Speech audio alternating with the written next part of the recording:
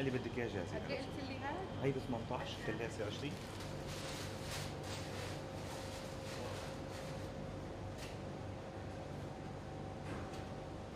20. طبعا في اكلات معروفه بشهر رمضان، بالذات اكل شهر رمضان، ومنها الحلويات. وانتم مشهورين فيها. آه، مثل المعروك او المشبك او الاشياء الثانيه الحلو. بس اهم شيء بعتقد انه في اكلات محدده وخاصه بشهر رمضان ومطلوبه دائما دائما.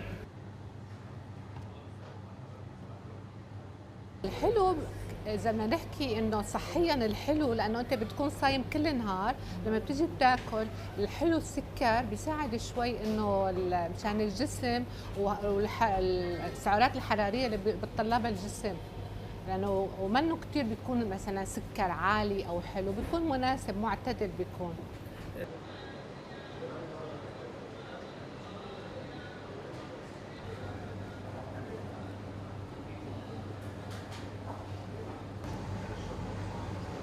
اهلا وسهلا بك.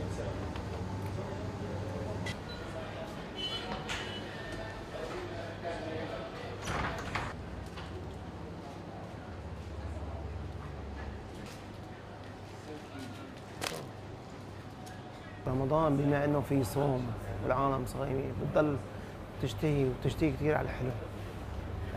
بعد الافطار النفس بتطلب كثير حلويات. طولما انت صايم تقريبا من الصبح لاخر المساء بصير نفسك تشتهي كل شيء.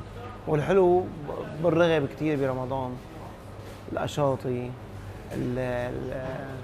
المكسرات، يعني الحلويات اللي بيكون فيها مكسرات. بس الاشاطي اكثر شيء هي بترغب برمضان.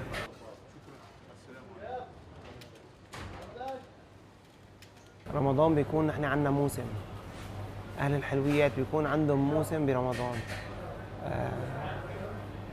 ليش؟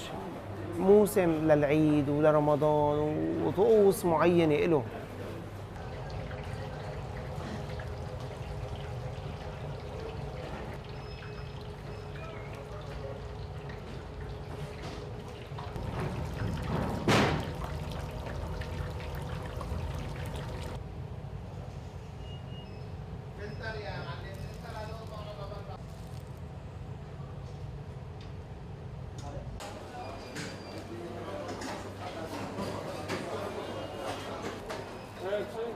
بدك صحن هيك يكون اكثر يعني؟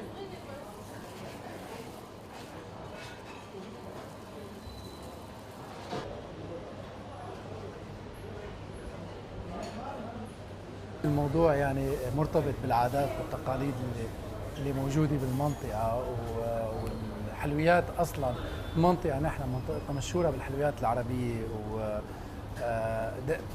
بتلاقيها اكثر شهره بفتره الاعياد.